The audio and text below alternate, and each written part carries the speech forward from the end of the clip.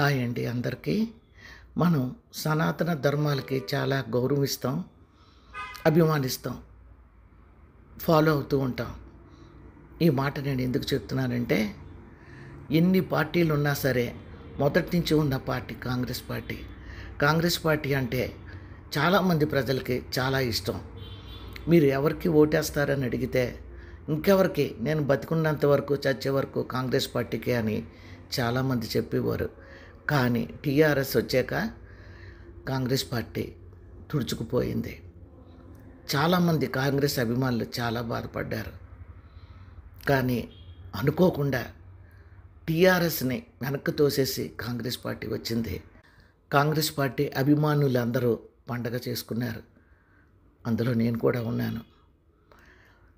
నేను ఈ కాంగ్రెస్ పార్టీ వచ్చినప్పుడు యూఎస్ఏలో ఉన్నానండి. అక్కడ కూడా నేను చూడడం మానలేదు. వాళ్ళు ఇస్తున్న పథకాలు చూస్తుంటే చాలా సంతోషం అనిపించింది. ఆ పథకాలన్నీ కూడా పేదవాళ్ళకి, మధ్యతరగతి కుటుంబీకులకి, అటువంటి వాళ్ళకే. మనం కొంచెం ఉన్నవాళ్ళం అనుకుందాం, ఏదైనా ఇస్తే మన ఇంట్లో పని మనిషికి సహాయం చేస్తాం. లేదంటే మన కళ్ళెదుట ఎవరైనా బాధల్లోని ఆపదల్లో ఉంటే మహా అయితే వాళ్ళకి ఏదైనా చిన్న సహాయం చేస్తాం. కానీ ప్రభుత్వం ఇలాంటి సహాయాలు అంటే బస్సులు ఎక్కినప్పుడు ఫ్రీగా లేడీస్కి బస్సులు ఫ్రీగా ఎక్కొచ్చని, తర్వాత గ్యాస్ సిలిండర్ ఫ్రీ అని, ఇలా చాలా పథకాలు రేవంత్ రెడ్డి గారు కాంగ్రెస్ ప్రభుత్వం ప్రకటించింది. నిజంగా చెప్తున్నాను, చాలా సంతోషించాను. పోన్లే, వాళ్ళు పేద ప్రజలు ఎంతో కష్టపడి చిన్న గూడిలో ఉంటూ ఆ గూడిలోనే చిన్న టీవీ కొనుక్కొని సమాజాన్ని చూసి లేకపోతే ఎవరైనా ఇచ్చిన చిన్న ఫ్రిడ్జో ఏదో పెట్టుకొని చాలా సంతోషంగా బ్రతుకుతుంటారు. వాళ్ళు కష్టం చేస్తుంటారు. కొంతమంది ఇళ్లల్లో పనులు కూడా చేస్తుంటారు. మగవాళ్ళు ఆటోలు నడుపుకుంటూ ఏదో ఒక పని చేసుకుంటూ ఉంటారు. వాళ్ళు మనుషులే కదండి. మనకి జీవితం ఒకేసారి ఉంటుంది. తర్వాత మనం ఏమవుతామో కూడా తెలియదు. 100 ఏళ్ళు అంటారు, కానీ ఎవరున్నారండి 100 ఏళ్ళు బ్రతికిన వాళ్ళు? ఒకవేళ ఎక్కడో 100కి 1 ఒకరున్నా మనకి యూట్యూబ్లో చూపెడుతుంటారు మంచం మీద శవాల్లాగా పడి ఉన్నవాళ్ళే. కానీ మనిషి సంతోషంగా బ్రతకాలంటే, ఆరోగ్యంగా అంటే ఏ జబ్బులు రాకపోయిన వాళ్ళకి సంగతి చెప్తున్నానండి. గట్టిగా ఉంటారు కదా వాళ్ళు, 60-70 వరకేనండి. తర్వాత వాళ్ళకి వృద్ధాప్యం వస్తుంది. ఇక జబ్బులు, క్యాన్సర్లు, హార్ట్ అటాక్లు అవన్నీ ఎవరికి ఎప్పుడు వస్తుందో ఎవరికి తెలియదు. ఈ కథ అంతా నేను ఎందుకు చెప్తున్నానంటే, హైడ్రా పేరుతో బఫర్ జోన్లో పడగొట్టేస్తున్నారు. ప్రభుత్వానికి మంచి ఆశయం. అసలు పేదవాళ్ళు కానీ, చిన్న షెడ్డలు వేసుకొని ఉంటున్న వాళ్ళు కానీ చాలామంది అండి కన్నీరు మున్నీరు అవుతున్నారు. నేను చెప్పేది ఏమిటంటే, వాళ్ళ కోసమే కదండి ప్రభుత్వం మేము వచ్చేసామని చెప్పారు. వాళ్ళు కూడా తిన్నది మర్చిపోయి కేసీఆర్ గారిని వదిలేసి వీళ్ళ దగ్గరికి వచ్చారు. వీళ్ళు ఆశించింది ఏమిటంటారు మీరు చెప్పండి? ఇంకా మాకు ప్రభుత్వం ఏమైనా సహాయాలు చేస్తుందని. ఎందుకంటే కేసీఆర్ ఇచ్చిన దానికన్నా ఎక్కువ సహాయం చేస్తుందని వాళ్ళు ఆశించారు. ఇదంతా నేను ఎందుకు చెప్తున్నానంటే, యూట్యూబ్లో చూశానండి. కానీ ఈరోజు వాళ్ళు పడుతున్న నరకం భగవంతుడా ఎవరికి వద్దు. ఇప్పుడు హైడ్రా కూల్చివేతలది ఏం అర్జెంట్ వచ్చిందండి? నెక్స్ట్ ఇయర్ వర్షాలు వచ్చేలోగా బఫర్ జోన్ అయితే, లేకపోతే ఇంకేమైనా అదంతా నీరు వచ్చేస్తుందని అంటే ఒక్కొక్కరికి ఒక్కొక్క నెలల టైం ఇవ్వాల్సిందే. నెలల టైం ఇస్తే వాళ్ళు మీతో వచ్చి బాధ చెప్పుకుంటే, మీరు దానికి పరిష్కారం మేము ఇలా చేస్తాం, మీకు ఇది ఇస్తాం, ఇది కొట్టి తీరాలి అని మినిస్టర్ గారు ఖాళీ లేకపోయినా సహచరులు ఉంటారు కదండి, వాళ్ళతోటి మీటింగ్ పెట్టి ఒక్కొక్క ఇంటికి కనీసం నెలలైనా టైం ఇవ్వకపోవడం నాకు చాలా ఆశ్చర్యంగా ఉంది. మరి వాళ్ళందరూ చెప్తున్నది అబద్ధమైతే నేనేం చెప్పలేను. కానీ రోడ్డు మీద పడిపోయి ఉన్నారండి, ఏడుస్తున్నారు. ఎలా ఏడుస్తున్నారంటే అది చెప్పడానికి నాకు కూడా కళ్ళంట నీరు వస్తున్నాయి. పేద ప్రజలు ఏడుస్తున్న ఏడుపుకి కొంతమంది అయితే ఉసురు తగులుతుంది అంటున్నారు. అసలు ఇంత తొందర ఏమొచ్చిందండి హైడ్రా కూల్చివేతకి? హైడ్రా హైడ్రా అంటున్నారు, బాగుంది, ఏవేవో చేసేస్తాం అంటున్నారు. ఇప్పుడు కూల్చేసినవన్నీ స్థలాలు గవర్నమెంటు ఏం చేస్తుందో ప్రజలకి చేసి చూపెట్టాలి. ఎందుకంటే కూల్చేసినవి తిరిగి వాళ్ళు ఎవరికైనా అమ్మడం కానీ, లేకపోతే ఎవరికైనా ఏదైనా దేనికైనా అలాట్ చేయడం కానీ చెయ్యరని నేను అనుకుంటున్నాను. ఎందుకంటే అక్కడ కూల్చివేయాలన్న రూల్ పెట్టుకున్నారు, ఈ బఫర్ జోన్ కాబట్టి. చాలా మంచిదే విషయం. కానీ ప్రజలకి, పేద ప్రజలకి, మధ్యతరగతి ప్రజలకి, ఒక అతనైతే ఏడుస్తుంటే నాకు అసలు కళ్ళల్లో నీళ్ళు వచ్చాయి. అతను ఒకటే అంటున్నాడు, నేను ఉద్యోగం చేశానమ్మా, నా సర్వీస్ అయిపోయాక 21 లక్షలు వచ్చాయి నాకు, నేను బ్యాంక్ లోన్ తీసుకొని ఇంకా సరిపోతే పిల్లలు డబ్బులు ఇచ్చారు, మేము వృద్ధులం అయిపోయాం, చనిపోయే ముందు మా సొంత ఇంట్లో ఎటువంటి బాధరా బందీ లేకుండా బ్రతకాలి, చనిపోవాలనుకున్నాం. ఏమిటి ఇదంతా? నేను కిరసనాయిలు పోసుకొని అంటించుకొని చేస్తాను, నాకు ఒక్క పైసా ఎవరిస్తారు చెప్పండి? నా కష్టార్జితం అంటే ఉద్యోగం చేస్తే రిటైర్ అయ్యాడు మాట అతనుగా, 21 లక్షలు వచ్చింది. ఏం ఏడుస్తున్నాడంటే కన్నీరు మున్నీరుగా ఏడుస్తున్నాడు. ఇలాంటి వాళ్ళు ఎంతమంది ఉన్నారో. ఏ మనిషి అయినా జీవితంలో ఒకసారి కదా నీళ్ళు కట్టుకుంటాడు. కోటీశ్వరుల గురించి, సినిమా యాక్టర్స్ గురించి, హీరోలు హీరోయిన్ల గురించి, విఐపీస్ గురించి, మన నాయకుల గురించి నేను చెప్పడం లేదండి. ఎందుకంటే ఒక్కొక్కరికి ప్యాలెస్ లాంటి ఇల్లులు ఉంటాయి, ఫామ్ హౌస్లు ఉంటాయి, ఒక ఇంటికి 4 కార్లు ఉంటాయి. అదంతా వాళ్ళ అదృష్టం, దేవుడు అలా పుట్టించాడు వాళ్ళని. కానీ ఈ ప్రజల్ని ఇలా పుట్టించాడు. మరి దీనికి పరిష్కారం ఏంటంటే, నేను అనుకోవడం, ఆ ప్రజలందరికీ ఒక మీటింగ్ పెట్టి, లేదమ్మా కంపల్సరీగా మేము కూల్చేయాలి, ఒక నెలలు టైం ఇస్తున్నాం, మీకు మేము కూల్చినందుకు ఇది ఇస్తున్నాం, మిమ్మల్ని మేమేమీ తొందర పెట్టాం, మీ సామాన్లు అవన్నీ సర్దుకోండి అని మంచిగా చెప్తే చాలా బాగుంటుంది కదండి. ఇది ఎక్కడ ఇదండి మీ రాజ్యం, అదే కాంగ్రెస్ పార్టీ వచ్చినందుకు వాళ్ళు మమ్మల్ని మూర్ఖంగా మేము ఓటేసాం, భగవంతుడు మాకు పనిష్మెంట్ ఇచ్చాడు అని కన్నీరు మున్నీరు అవుతున్నారు. ఒక ఆవిడైతే పిల్లల బుక్స్ అన్నీ సామాన్లు అన్నీ చొట్టబడిపోయి ఇళ్లల్లో పాచి పని చేసుకొని బతుకుతుందంటండి. ఆ బిగ్ బజార్కి ఎక్కడికో వెళ్ళి కుక్కర్ కొనుక్కున్నాను, అమ్మగారులు ఏమో 2 పేద్దానని సామాన్లు ఇచ్చారు. ఇవన్నీ నేను పాచి పని చేస్తూ ఇంటిని పోషిస్తూ కొనుక్కున్న సామాన్లు చూడండి అని చూపెడుతుంది. కుక్కర్ అయితే ఇలా ప్రెస్ అయిపోయి ఉందండి, గిన్నెలన్నీ ప్రెస్ అయిపోయి ఉన్నాయి. పిల్లలు స్కూల్ బుక్స్ కూడా పైన పడేసి ఉన్నాయండి, ఒక పెద్ద చాపో ఏదో దాని మీద పడేసి ఉన్నాయి. అంత టైం ఇవ్వకుండా ఎందుకండి హైడ్రా కూల్చివేయడం సబబు అంటారా?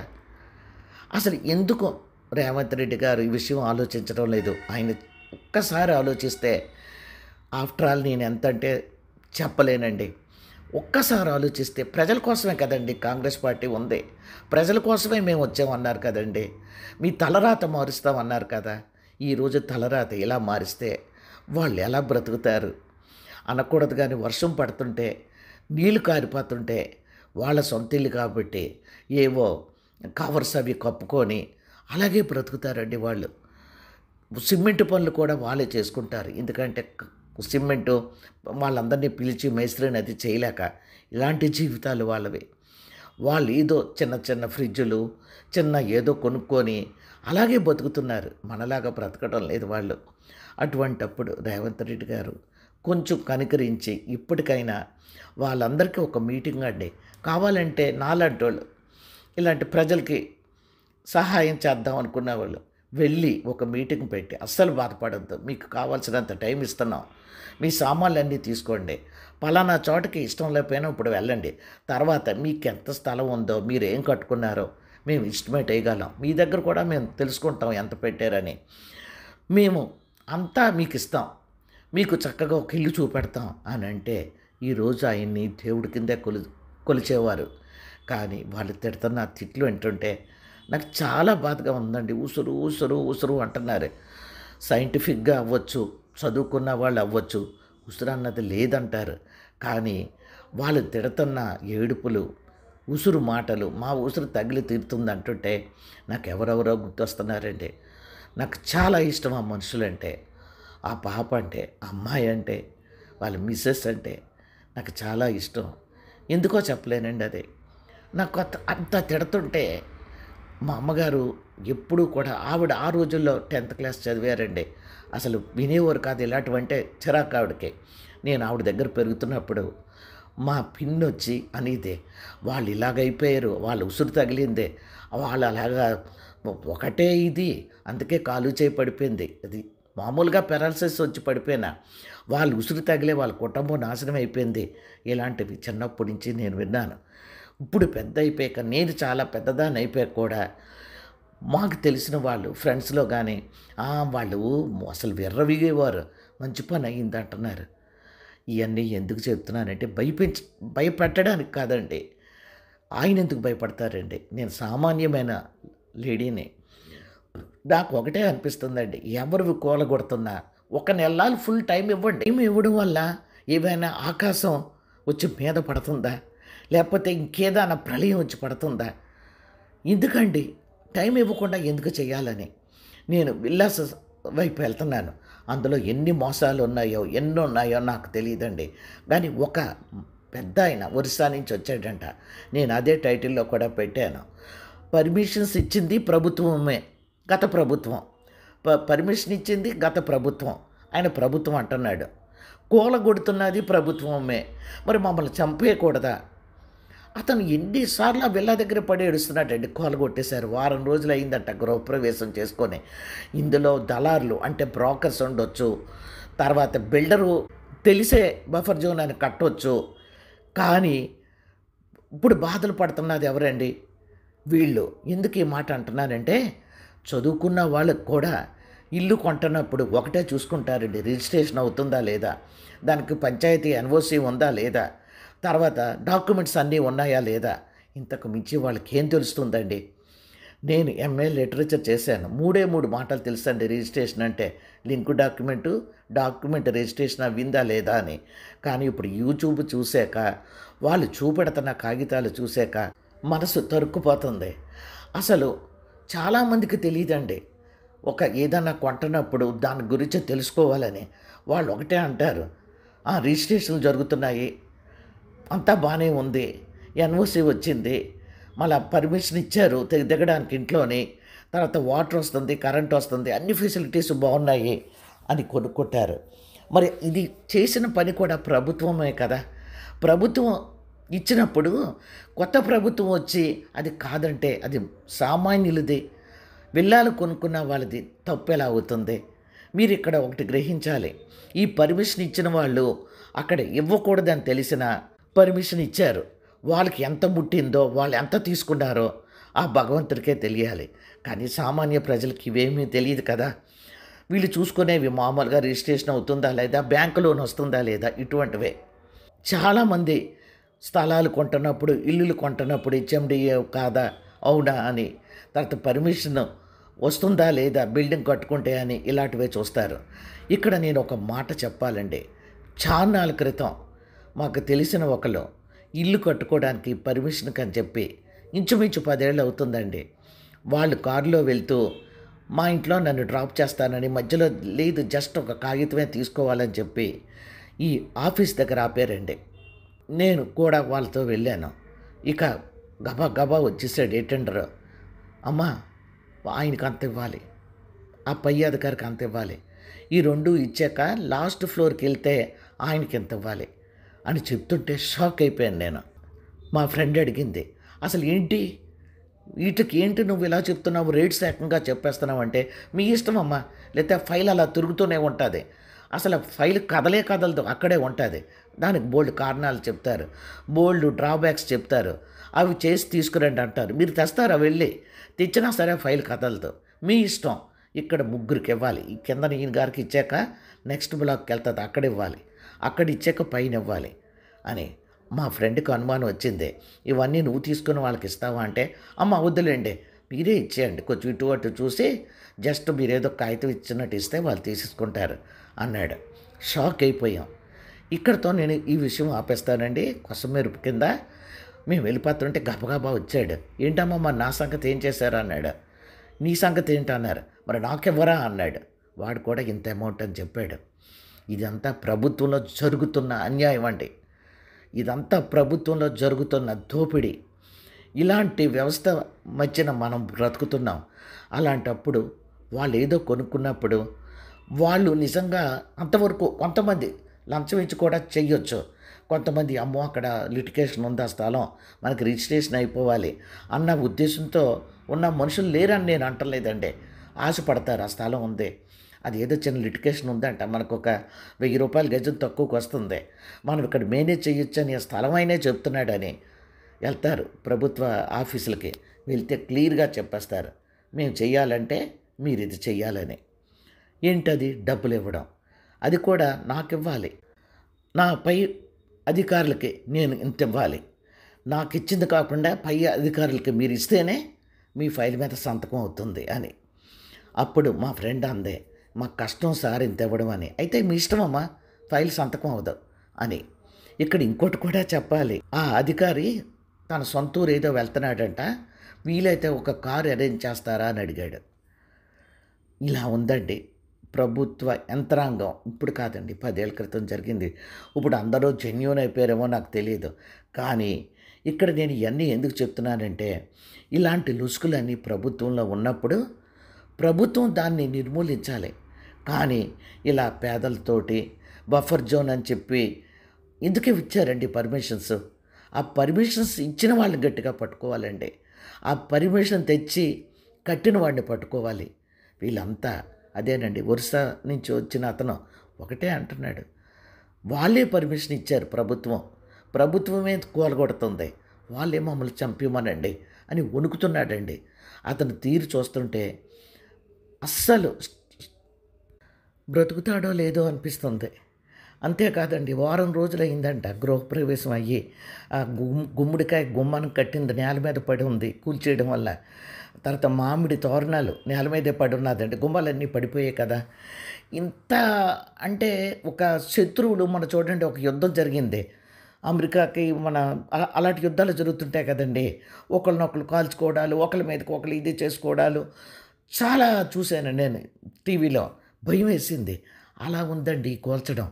ఎందుకంటే నేను ముందు చెప్పినట్లు టైం ఇచ్చి వాళ్ళతో మీటింగ్ పెట్టి అస్సలు ఉంచడానికి కుదరదమ్మా, మీరు ఏమి తీసుకుంటారో అవన్నీ తీసుకోండి, ఇగో మేము అందాక మీకు అరేంజ్ చేస్తున్నాం, తర్వాత మీకు ఇల్లులు ఇస్తాం, మీరు ఉన్న స్థలం బట్టి మీరు ఖర్చు పెట్టిన దాన్ని బట్టి ప్రభుత్వమే తప్పు చేసింది, ఎందుకంటే మీకు పర్మిషన్స్ ఇచ్చి. మేము కొత్త ప్రభుత్వం, మేము ఆ ప్రభుత్వం చేసిన దాన్ని ఇప్పుడు ఏమీ చేయలేం, కానీ మీకు నష్టపరిహారం ఇస్తాం, మీకు ఇగోండి ఇది 10 లక్షలు అయ్యింది అనుకోండి, ఇంచుమించు మేము 10 లక్షలు ఇస్తాం, మీకు ఒక ఇల్లు ఇస్తాం, మా ప్రభుత్వం మీకోసమే అని ఎందుకు అనకూడదండి? రోడ్డు మీద పడి కోటా బియ్యం తింటున్నాం, ఇగోండి రోడ్డు మీద పడేశారు, బట్టలన్నీ పడేసి సామాన్లన్నీ పడేసి తెల్లారుజామున 5 గంటలకి ఫోన్ వచ్చిందంట కూల్చడానికి వస్తున్నామని. ఇది ఎంత దారుణం అండి. ప్రజలండి, ప్రజల కోసమే కదండి ప్రభుత్వం, కాంగ్రెస్ ప్రభుత్వం వచ్చింది. డబ్బున్న వాళ్ళకి ఏముందండి, ఎలాగోలాగా హ్యాపీగా ఉంటారు. ఇంకా కావాలంటే వాళ్ళు వెళ్ళి ఇళ్ళకెళ్ళి పలకరించుకొని హగ్ చేసుకొని, లేకపోతే దండం పెట్టి ఒక పూలదండ వేసి వాళ్ళకి ఏమైనా రికమెండేషన్స్ కావాలంటే చేయించుకుంటారు. అవన్నీ వెనక్కు తోసేద్దామండి. నేను ఇప్పుడు చెప్పింది ఏంటంటే, ఇంత కక్ష సాధింపు చర్యల్లాగా చెయ్యడం ఎందుకు? ఎవరైనా పోయారనుకోండి, వాళ్ళ తాలూకా మనుషులు ఒకరోజు గుండెలు పగిలేలా ఏడుస్తారు. వీక్ మెంటాలిటీస్ అయితే ఒక 10 రోజుల వరకు అసలు వాళ్ళు తేలరు, మంచం పడతారు, తర్వాత లేచి మామూలుగా దినచర్య మొదలు పెడతారు. నేను ఇలాంటి ఎగ్జాంపుల్ ఎందుకు చెప్తున్నానంటే, ఒక నెలలు టైం ఇచ్చారనుకోండి, 10-15 రోజులు అలా అరుస్తారు, కేకలేస్తారు, మేము వెళ్ళమంటారు. తర్వాత వాళ్ళకి అర్థమైపోతుంది, ఇంకా లేదు తప్పకుండా ఖాళీ చేయాలని. ఇది కొనుక్కున్నాం అంటున్నారు, అది కొనుక్కున్నాం అంటున్నారు. ఫ్రిడ్జ్ చూడండి 2 మొక్కలు అయిపోయిందని ఏడుపులు, చిన్న ఫ్రిడ్జ్ అండి అక్కడ ఉంది. నేను చెప్పేది ఏంటంటే, వాళ్ళకి టైం ఇస్తే చక్కగా వస్తువులన్నీ వాళ్ళు పైకి తెచ్చుకుంటారు కదా, వస్తువులన్నీ. ఇది కక్ష సాధింపు చర్య కింద ఎందుకు చేయాలి హైడ్రా అని నేను అడుగుతున్నాను. మరి పెద్దవాళ్ళందరూ, మినిస్టర్ గారు వాళ్ళందరూ ఆలోచించి ఇక మీదటైనా వాళ్ళని బాధ పెట్టకుండా, ఎందుకంటే ప్రభుత్వం ఎప్పుడు పేద ప్రజలకే కదండి అండదండలుగా ఉంటుంది. మధ్యతరగతి కుటుంబీకులకి ఒక ఆవిడైతే 3 ఆడపిల్లలు. నేను ఈ పిల్లలతో రోడ్డు మీదకి అందరూ టీనేజ్లో ఉన్నారండి, ముగ్గురును. వాళ్ళు ఇల్లంతా కూల్చేస్తామని వచ్చారట. ఆ గుమ్మం దగ్గర నిలబడి ఏడుస్తున్నారు వాళ్ళు. ఆవిడ ఏడుస్తుంది, ఆ పక్కన అన్ని కూల్చేస్తున్నారండి. ఇంత బాధ పెట్టవద్దండి.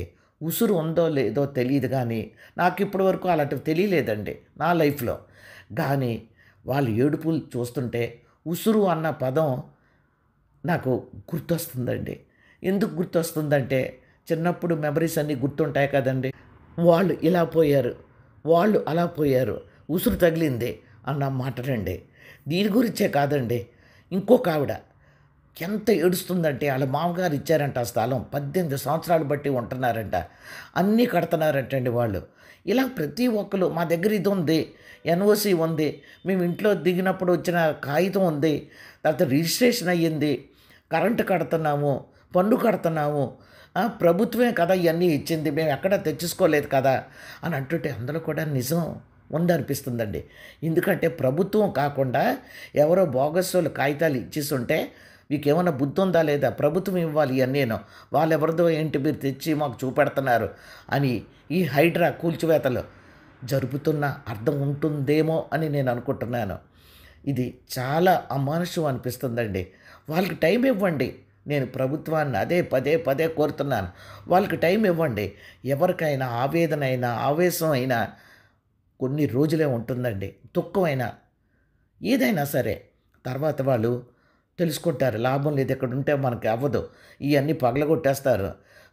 బుల్‌డోజర్ వచ్చి అన్నీ ఇలాగ తుక్కు తుక్కు చేసేస్తున్నాయి అన్ని చోట్ల అన్న భయంతో ఏడుస్తూనో, బాధపడుతూనో, తిడుతూనో సామాన్లన్నీ పైకి తెచ్చుకొని మీరు చూపించిన ఇంట్లోకి వెళ్ళి అప్పుడు వాళ్ళు మొదలెడతారు మాకు ఇది కావాలి, అది కావాలని. అంతేగాని మేమొచ్చిందే పేద ప్రజల కోసం అని చెప్పి, అవినీతిని పట్టుకుంటామని చెప్పి కాంగ్రెస్ ప్రభుత్వం అంది. మరి అవినీతిని పట్టుకోవాలంటే వీళ్ళకి పర్మిషన్ ఇచ్చిన వాళ్ళని ముందు పట్టుకోవాలి. వాళ్ళు కోట్లు సంపాదించి రిటైర్ అయిపోయి హాయిగా ఏసీ బంగ్లాల్లో, ఫార్మ్ హౌసుల్లో పిల్లలకొక కారు, పెద్దలకొక కారు, ఇంకా బజార్‌కి వెళ్ళడానికి ఒక కారు, ఈ సంపాదనండి. ఈ లంచాల సంపాదనతో హ్యాపీగా ఉండుంటారు. వాళ్ళ ముక్కు పిండి వసూలు చేయండి. మీరు ఎలాగిచ్చారని. అది మీది. ఎందుకంటే వీళ్ళ కాగితాల్లో ఎప్పుడు ఎవరిచ్చారో అన్నది క్లియర్‌గా ఉంటదండి రికార్డ్స్‌లో. ఆ రికార్డ్స్ పట్టుకొని ముందు వాళ్ళ ముక్కు మీరు పిండాలండి. పిండి డబ్బంతా వసూలు చేయాలి. అంతేగాని వీళ్ళేం చేస్తారు, హైడ్రా కూల్చివేతల్లా వాళ్ళ మీదెళ్ళి మీరు కూల్చివేతల కన్నా ఎక్కువ పవర్ చూపెట్టి వాళ్ళ ముక్కు పిండాలండి. వాళ్ళ దగ్గర డబ్బులు తీసుకోవాలి. వీలైతే వాళ్ళని కొన్నాళ్ళైనా జైల్లో పడేయాలి. ఎందుకంటే వాళ్ళు ఆడుకున్నది ప్రజలతోటండి. ప్రజలు ఈరోజు రోడ్డు మీద పడి ఏడుస్తున్నారు. ఎంతోమంది ఏడుస్తున్నారండి. మాకు గిన్నెలు లేవు, తిండులు లేవు, వర్షానికి తడుస్తున్నాం, ఎండకి ఎండుతున్నాం, వండుకున్న అన్నం తినకుండా బయట లాగి పడేశారు. ఇదిగోండి వండుకున్న అన్నం అని అక్కడ పడేసి ఉన్న అన్నం చూపెడుతుంది. ఇంత తగదని నేను అంటున్నానండి. కూల్చండి, కూల్చొద్దని నేను అన్న అసలు. కానీ వాళ్ళకి టైం ఇవ్వాలి కదా, వాళ్ళ సామాన్లన్నీ పైకి తెచ్చుకోవాలి కదా. అల్లరి పెడతారు వాళ్ళు. ఎందుకంటే ఎవరైనా సహజం కదండి, మేము రాము ఇంట్లోంచి అని. అయితే మేము కూల్చేస్తున్నామని చెప్పాలి. అంతేగాని తెల్లారుజామున 5 గంటలకు ఫోన్ రావడం ఏంటి, కూల్చివేయడం ఏమిటి, ఇదంతా చాలా దారుణమేమో అనిపిస్తుంది. ఇంత చర్యలు, ఇప్పుడు హైడ్రా లాంటి చర్యలు ఆ ప్రభుత్వం, ఏ ప్రభుత్వం అయితే ఉందో ఆ ప్రభుత్వంలో ఈ సంతకాలు పెట్టినోళ్ళు ఉన్నారు కదండి, ఎన్ఓసికి అన్నిటికీ పర్మిషన్ ఇల్లు కట్టుకోవడానికి అన్నిటికి వాళ్ళ మీద చూపెట్టాలండి. చూపెట్టి ఏం చేయాలనుకుంటే మీరు అది చేయాలి. వీలైతే జైల్లో పడేయాలండి. వాళ్ళు కొన్నాళ్ళు చెప్పకూడదు తినాలి. అంతేగాని కష్టార్జితం, వాళ్ళ కష్టార్జితం ఒక్కొక్కరు చెప్తుంటే ఒక అతనైతే నేను చచ్చిపోతాను అంటున్నాడు. అతనికి ఎంతో ఏజ్ ఉండదు, 50 ఏళ్ళు ఉంటాయి. ఫుడ్ అమ్ముకుంటాడంటండి రోడ్డు సైడ్. ఎలా ఏడుస్తున్నాడంటే అతను తన నిజాయితీ చాటుకుంటున్నాడు. నేను ఎంతో చక్కగా ఫుడ్ అమ్ముతానండి, ఏ కల్తీ లేకుండా చాలా నీట్గా చేసి నాకు మంచి పేరు ఉంది.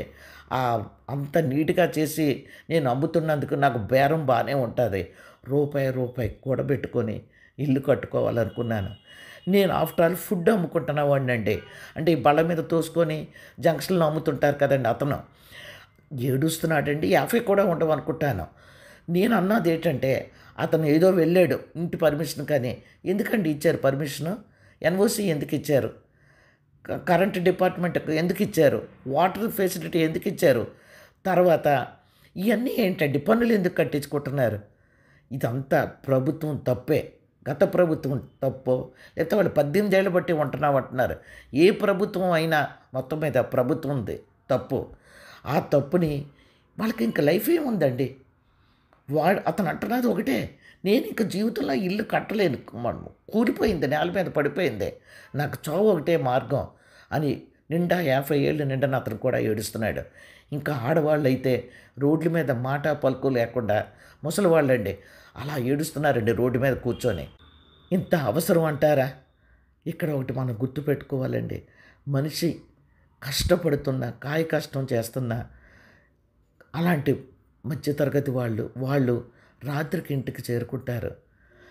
ఏదో ఆ పూట తిని తిరిగి మళ్ళా పొద్దున్న పనుల్లోకి వెళ్ళిపోతారు. అలాంటి వాళ్ళకి ఇంకా జీవితం ఏముంటుందండి?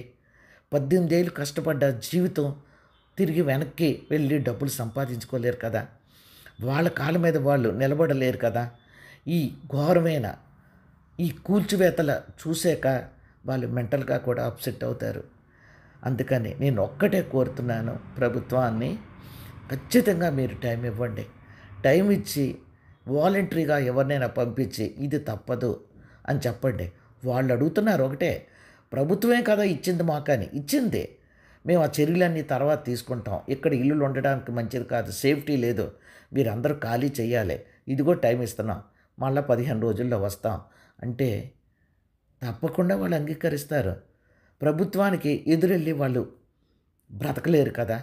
బ్రతికితే ఇగో ఇలా కూల్చేసి సామాన్లన్నిటి మీద బుల్డ్రోజర్ ఎక్కేసి పచ్చడి చేసేసి వాళ్ళు ఏడుపులండి, ఫ్రిడ్జ్ 2 మొక్కలు అయిపోయిందని. ఇలాంటివన్నీ జరగవు కదా. ఇక విల్లాస్ అనుకుంటే వాళ్ళు కొంచెం ఉన్నవాళ్ళు, కానీ వాళ్ళ కథలు చెప్తున్నారండి. నేను ఒరిస్సా నుంచి 18 ఏళ్ళు అక్కడుండి అక్కడే బతికి ఇటు సైడ్ వచ్చేద్దామని చెప్పి నేను విల్లా కొనుక్కున్నాను. వారం రోజులు అయ్యింది. టీవీ వాళ్ళు మా ఇంట్లో వాళ్ళు పెద్ద చూడరు. ఒకవేళ చూసిన ఆయన మరి అలా చెప్తున్నారేమో నాకు తెలియదు. ఈ విషయం ఇలా కూల్చేశారని చెప్పలేదు. వాళ్ళు వారం రోజులే అయింది కాబట్టి ఇంక ఇల్లు మారిపోదామన్న సంతోషంలో ఉన్నారు. నేను అనుకోవడం ఈ గొడవల్లో ఎందుకంటే ప్రతి డాక్టర్ ఇప్పుడు ఒకటి చెప్తున్నారండి, ఎక్కువ మీరు ఆలోచించవద్దు, ఎక్కువ మీరు స్ట్రెస్ అయితే హార్ట్ అటాక్ వస్తుందని. అతను తీరు చూస్తుంటే ఖచ్చితంగా వస్తుందేమో అని నాకు బాధగా ఉంది. చేతులు ఎత్తి దండం పెట్టి ప్రభుత్వాన్ని నేను ఒకటే కోరుతున్నాను, విఐపీస్ లాంటి లైఫ్, కోటీశ్వర్లు, హీరోయిన్స్, హీరోలు, విఐపీస్, బడా నాయకులు అలాంటి లైఫ్ వాళ్ళకు ఉండదు. ఏదో కూడబెట్టి ఆస్తులు అమ్ముకొని విల్లాసో అపార్ట్మెంట్సో కొనుక్కుంటారు.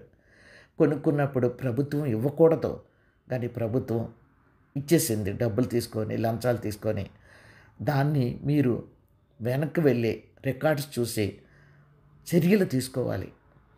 అది కక్ష సాధింపు చర్యలు అని ఎవరు అనరు, ఎందుకంటే వాళ్ళు తప్పు చేశారు. ఈ కాంగ్రెస్ ప్రభుత్వం ఇప్పుడు ఇక మీద తప్పు చేయదు. ఇలాగ ఇవ్వడాలి వీను పర్మిషన్లు వీళ్ళకి అదిను ఇవ్వడానికి కూడా ఇప్పుడు సామాన్య మానవుడు కూడా ఈ కూల్చివేతలు చూసాక ఇల్లు కొనడానికి 1-10 సార్లు ఆలోచించి పెద్దవాళ్ళు ఎవరినైనా కన్సల్ట్ చేసి చాలా చాలా జాగ్రత్తలు తీసుకుంటారు. కాబట్టి నేను తిరిగి మళ్ళీ అంటున్నానండి, ప్రభుత్వం బాగా ఆలోచించి, మనిషికి ఒకే జీవితం అండి, మహా ఉంటే 70 దాటి బ్రతుకుతాడేమో, వాళ్ళ జీవితాలు సగం అప్పుడే అయిపోయాయి. కనికరించి వాళ్ళకి టైం ఇవ్వండి. నేను టైం ఇవ్వమని అడుగుతున్నాను. ఇస్తే ఏ బాధ అయినా 1, 2, 3, 4, 5 రోజుల్లో అలాగ డిక్రీజ్ అవుతూ వస్తుంది. తర్వాత తెలుసుకుంటారు వాళ్ళే, మనం ఇక్కడ ఉండడానికి ప్రభుత్వం ఒప్పుకోదు, మన సామాన్లన్నీ జాగ్రత్తగా పైకి తీసుకువెళ్ళిపోదాం అన్న తీరుకొస్తారు. తర్వాత ప్రభుత్వంతో పోట్లాడతారు, మాకు స్థలం చూపెట్టమని, ఇల్లు చూపెట్టమని. అవన్నీ మామూలే, ప్రభుత్వం కూడా ఇస్తుంది. కాబట్టి తిరిగి మళ్ళీ అడుగుతున్నానండి ప్రభుత్వాన్ని, మనిషిని బాధ పెట్టొద్దు. ఎందుకంటే మీరు కాంగ్రెస్ ప్రభుత్వం వచ్చిందే ప్రజల కోసం అన్నారు. ఆ నినాదం కొనసాగాలంటే మీరు ఈ హైడ్రా కూల్చివేతలుకి టైం ఇవ్వండి. వాళ్ళని మెంటల్గా ప్రిపేర్ చేయండి. వాళ్ళు నెల రోజుల్లో సెట్ అయిపోతారు, ఇంకా లాభం లేదు అనుకుంటారు.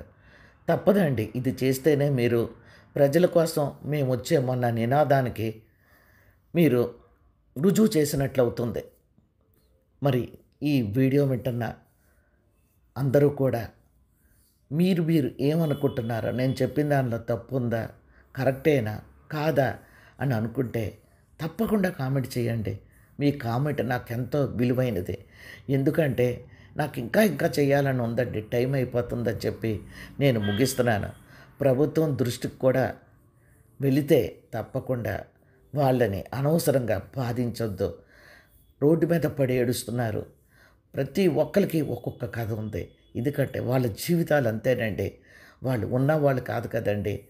అనకూడదు కానీ ఉన్నవాళ్ళు మధ్యతరగతి వాళ్ళు కూడా రూపాయి కూడబెట్టే సొంత ఇల్లు కల నెరవేర్చుకుంటారండి. కొంతమంది అయితే పిల్లలు హైదరాబాద్లో ఉద్యోగాలు వస్తాయన్న దీనితో పొలాలు అన్నీ అమ్మేసి కూడా అపార్ట్మెంట్లు కొనుక్కుంటున్న వాళ్ళు ఉన్నారు. నాకు తెలిసిన వాళ్ళే ఆ ఏరియాలో చాలామంది ఉన్నారండి అటు వెళ్ళిపోయిన వాళ్ళు. వాళ్ళందరూ కూడా మెంటల్గా ప్రిపేర్ అవ్వాలంటే ప్రభుత్వం టైం ఇవ్వాలండి. టైం ఇచ్చాక వాలంటీర్లని ఎవరినైనా పంపి వాళ్ళ బ్రెయిన్ వాష్ చేయాలండి. మేము ఆపం, మేము ఇలాగే కూల్చుతాం, మీ సామాన్లు మీరు తెచ్చుకోండి అని. ఇది కూడా మరి కష్టమే కానీ తప్పదు. మీరందరూ నేను చెప్పిన ఈ 4 మాటలు కరెక్టో కాదో తప్పకుండా కామెంట్ చేయండి. ఉంటాను. బై. Take care.